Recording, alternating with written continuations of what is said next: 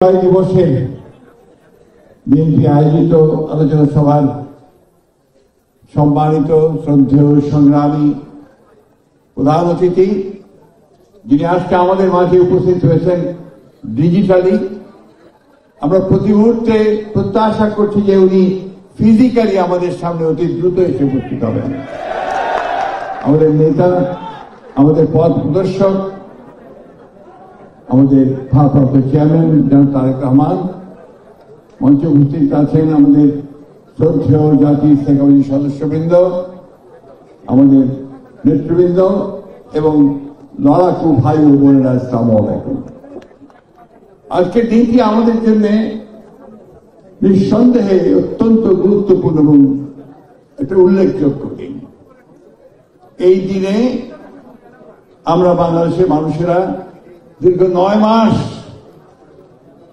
আমাদের দলের প্রতিষ্ঠাতা বাংলাদেশের স্বাধীনতার ঘোষক শহীদ জিয়াউর রহমানের ঘোষণার মধ্য দিয়ে যে যুদ্ধ শুরু করেছিলাম, সেই যুদ্ধের শেষ পরিণতি হিসাবে আমরা এই দিনে অর্থাৎ আগামীকাল আমরা বাংলাদেশের যে পতাকা, সেই পতাকা আমরা ঢাকা থেকে শুরু করে টেকনাফ থেকে তেঁতুলিয়া শুরু করে আমরা সেই পতাকা উড়িয়ে দিয়েছিলাম, স্বাধীন বাংলাদেশের পতাকা। সেই পতাকা ছিল শুধুমাত্র একটা ভূখণ্ডের, নতুন ভূখণ্ডের পতাকা নয়, সেই পতাকা ছিল একটা জনগোষ্ঠীর আশা আকাঙ্ক্ষার পতাকা। আর সেই আশা আকাঙ্ক্ষা ছিল এই মানুষের তাদের বেঁচে থাকার আকাঙ্ক্ষা, তাদের নিজেদের ভাগ্য নিজেরা পরিবর্তন করবার আকাঙ্ক্ষা, তাদের মাথা উঁচু করে দাঁড়াবার আকাঙ্ক্ষা। বন্ধুগণ, সেই লড়াই আমরা লড়েছি 9 মাস। আমরা শহীদ প্রেসিডেন্ট জিয়াউর রহমান সাহেব আমাদের যুদ্ধ শুরু করে দিয়েছিলেন, সেই যুদ্ধে আমরা বিজয় লাভ করেছি। কিন্তু দুর্ভাগ্য আমাদের, অল্প কিছুদিন যেতে না যেতেই আমাদের সেই বিজয়ের যে আনন্দ ম্লান হয়ে গেল। আমাদের যে স্বপ্ন, সেই স্বপ্ন নিঃশ্বাস হয়ে গেল। আমরা দেখলাম আমাদের চোখের সামনে আমাদের যে সমস্ত মানুষের লড়াই করেছে, যুদ্ধ করেছে, তাদেরকে কিভাবে নির্মম ভাবে অত্যাচার নির্যাতন করা শুরু করেছে। আমরা দেখলাম যে মানুষগুলোর বুকের রক্ত দিয়েছে। এই ছেলে, তুমি কথা বলবে, আসো। এই বিষয় আমরা চোখের সামনে দেখেছি যারা সংগঠন করেছে, তাদের পরিবার, তাদের ভাই বোনদের ছেড়েছে কিভাবে সেই আওয়ামী লীগ যারা সেদিন ক্ষমতা ছিল স্বাধীনতার পরে, তারা সেদিন কিভাবে তাদের সমস্ত স্বপ্ন নিয়ে মার আমার আমাদের চোখের সামনে দেখেছি যে সাধারণ মানুষ সেদিন না খেতে পেয়ে রাস্তায় মেয়েরা মায়েরা তারা এক দুটো ভাতের জন্য ঘুরে বেরিয়েছে, ভাতের ফ্যানের ঘুরে বেরিয়েছে। আমার চোখের সামনে দেখেছি আমাদের বোন বাসন্তী তার লজ্জায় নিবারণ করবার জন্য এক লোক কাপড় খুঁজে পায়, মাছ জাল দিয়ে সে তার লজ্জায় নিবারণ করেছে। আজকাল অনেকেই সেই কথা ভুলে যাচ্ছে, আর যতদিন আওয়ামী লীগ তার সেটা ভুলে মনে করে যায় না। কিন্তু আমরা সেই কথা, কারণ ওই যে 71 সালের যুদ্ধের এই বিজয়ের দিনে আমাদের সেই সমস্ত টুকরো টুকরো হয়ে যাওয়া শুরু হয়েছে।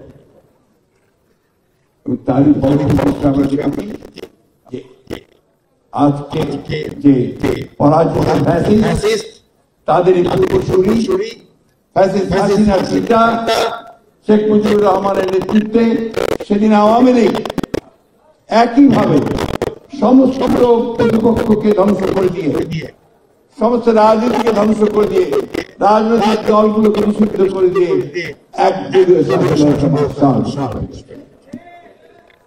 এটা আমাদের বারবার বলা দরকার, বারবার বলা দরকার। আওয়ামী লীগকে আমাদের চিন্তা রাখতে হবে যে আওয়ামী লীগ যে স্বাধীনতা প্রমাণ করে আমাদের গণতন্ত্রের স্বপ্ন ধ্বংস করে, এটা বারবার মনে রাখা। বন্ধুগণ, সেদিনকার সেই কথাগুলো মনে হলে আজকের বিজয়ের যে আনন্দ, সেই আনন্দ এই ম্লান হয়ে আসছে। আমরা দেখেছি সেদিন শান্তি সেনের স্ত্রী, তার পুত্রবধূ এবং তাদের পড়শি হানিফা বেগমকে তুলে নিয়ে গিয়ে তৎকালীন রক্ষী বাহিনী নিয়ে কিভাবে তারা 21 দিন নির্যাতন করে তারা আমরা দেখেছি প্রায় 30,000 তরুণ কিশোর কিশোরী তারা হত্যা করেছিল রাজনৈতিক প্রতিপক্ষ হওয়ার কারণে।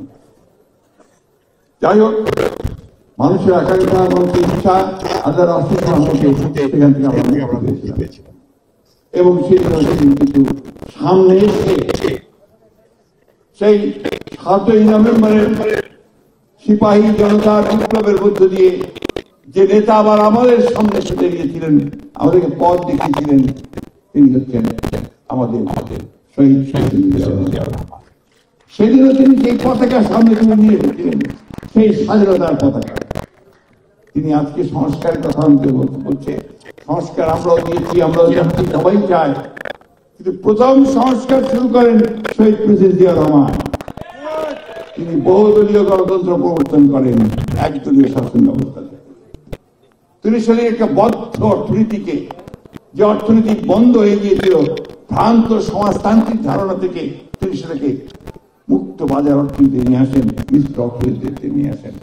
আজকের যে বাংলাদেশে আমরা দেখছি আগের থেকে উন্নত বাংলাদেশ, যে বাংলাদেশে আমরা দেখছি যে আমাদের বোনেরা মায়েরা তারা কাজ করছেন কারখানাতে, আমাদের রপ্তানি হচ্ছে, আমাদের ভাইয়েরা তারা বিদেশে যাচ্ছে কাজ করার জন্য, সেই বাংলাদেশের সূচনা করেছিলেন শহীদ প্রেসিডেন্ট জিয়া রহমান। সেদিন আমাদের মেয়েদের মায়েদের চাকরির সূচনা করে দিয়েছিলেন শহীদ প্রেসিডেন্ট জিয়া রহমান। এই বিষয়গুলো হচ্ছে সংস্কার। শিক্ষা ব্যবস্থায় এমন পরিবর্তন নিয়ে এসেছিলেন সংস্কারের মধ্যে দিয়ে। তিনি শিল্পে পরিবর্তন নিয়ে এসেছিলেন সংস্কারের মধ্যে দিয়ে। কৃষিতে দ্বিগুণ উৎপাদন করেছিলেন সংস্কারের মধ্যে দিয়ে। আমি অনেক কথাগুলো বলছি যে আজকে অনেকে অনেক কথা বলে, যে কথাগুলো বলবো দয়া করে পেছন দিকে তাকান। এই দেশে নতুন কোনো কিছু পরিবর্তন, কোনো কিছু সংস্কার করে মানুষের অবস্থার পরিবর্তন যা কিছু করার সবই বিএনপিকে দিয়ে শুরু হয়েছে। একইভাবে আমাদের নেত্রী যিনি পতাকা তার তুলে ধরেছিলেন সেই শহীদ প্রেসিডেন্ট জিয়া রহমানের শাহাদাতের পরে, সেই নেত্রী তিনিও আবার এই দেশে সংসদীয় গণতন্ত্রের সংস্কার নিয়েছেন, গণতন্ত্রের সংস্কার নিয়েছেন। তিনি মহিলাদের শিক্ষা ব্যবস্থার সংস্কার করেছিলেন, তারা ক্লাস 12 পর্যন্ত পড়তে পারবে, কোনো বেতন দিতে হবে না। এমনকি মেয়েদেরকে যেন প্রাইমারি স্কুলে পাঠানো হয়, সেই জন্য তাদের জন্য আলাদা ভাতার ব্যবস্থা করেছিলেন। আপনাদের অনেকে মনে থাকার কথা, আমি জানি না মনে আছে কিনা, ফুড ফর এডুকেশন, শিক্ষার বিনিময়ে খাদ্য কর্মসূচি। আজকে এই জিনিসগুলো আমাদের বারবার মনে করতে মনে করিয়ে দিতে হবে।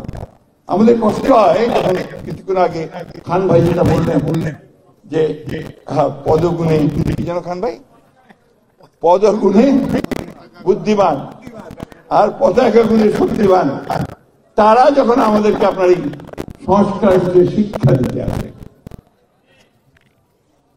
2016 সালে দেশনেত্রী বেগম খালেদা জিয়া, তিনি 16-17 সম্ভবত 17 সালে তিনি প্রথম ভিশন 2030 করে সংস্কার নিয়েছিলেন। ভিশন 2030 নতুন চিন্তা ভাবনা তখন তিনি নিয়ে এসেছিলেন। রেইনবো নেশন, দ্বিকক্ষ বিশিষ্ট, দুঃখিত, দ্বিকক্ষ বিশিষ্ট পার্লামেন্ট, তখনই তিনি সামনের দিকে কথা প্রস্তাব নিয়ে এসেছিলেন সামনে। এই বিষয়গুলো আমাদেরকে মনে করতে হবে।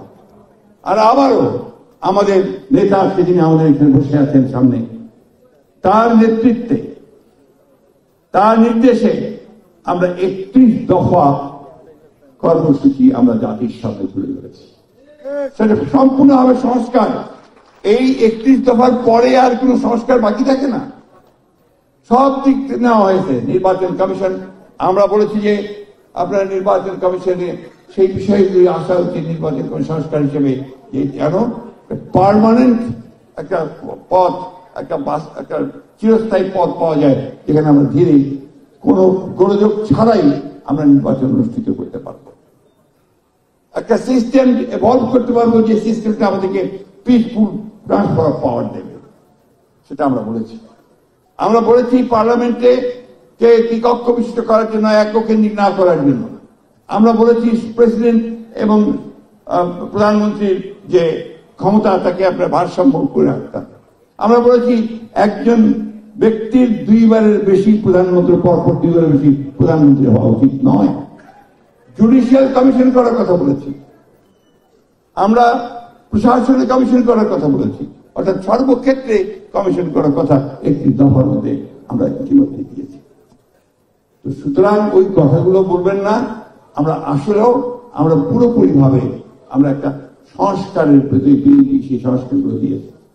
আসুন আমরা আমাদের ভারপ্রাপ্ত চেয়ারম্যান তারেক রহমান সাহেবের সেই যুগান্তকারী যে 31 দফা, সেই 31 দফা কর্মসূচিকে আমরা সামনে এগিয়ে নিয়ে যাই। এবং আমি আবার বলতে চাই, যে কথাটা বারবার আমরা বলছি, যে সবচেয়ে বেশি যে প্রয়োজন এই চ্যালেঞ্জকে মোকাবেলা করার, সেটা হচ্ছে যে আমাদেরকে অবশ্যই অতি দ্রুত একটি গ্রহণযোগ্য নির্বাচনের মধ্য দিয়ে এই সংস্কারের পথকে আমাদের সুগম করতে হবে। সেটাই হবে একমাত্র যোগ্য কাজ, সেটাই হবে এই মুহূর্তে সবচেয়ে বড় প্রয়োজন দাবি। আসুন আজকে আমরা বিএনপির যারা নেতা কর্মী সমর্থক রয়েছি, আমরা সবাই একসাথে একযোগে সেই লক্ষ্যে আমরা এগিয়ে যাই। এবং একটি কথা মনে রাখতে হবে সকলকে, যে কথাটা আমাদের ভারপ্রাপ্ত চেয়ারম্যান বারবার বলছেন, যে আপনাদের আচার আচরণ ব্যবহারের উপরে নির্ভর করবে যে সামনের দিনে জনগণের ভালোবাসা আপনারা পাবেন কি পাবেন না, আমরা পাবো কি পাবো না। সেই দিকেই সেইভাবে চিন্তা করে আমরা যেন এগিয়ে যাই। এবং আমরা আবারও বলছি যে আমরা যেটা চাই, প্রত্যেকটি বাংলাদেশি এই মুহূর্তে যেটা চায়, সেটা হচ্ছে যারা তারেক রহমানের নেতৃত্ব চায়, তার দেশে ফিরে আসার চিন্তা করে। সব শেষে আপনাদেরকে শুভেচ্ছা জানিয়ে বক্তব্য শেষ করছি। আসসালামু আলাইকুম, খুদা হাফেজ। বাংলাদেশ জিন্দাবাদ, বাংলাদেশ জাতীয়তাবাদী দল জিন্দাবাদ, শহীদ অমর হোক দেশের প্রেমিক জিন্দাবাদ, তারেক রহমান জিন্দাবাদ।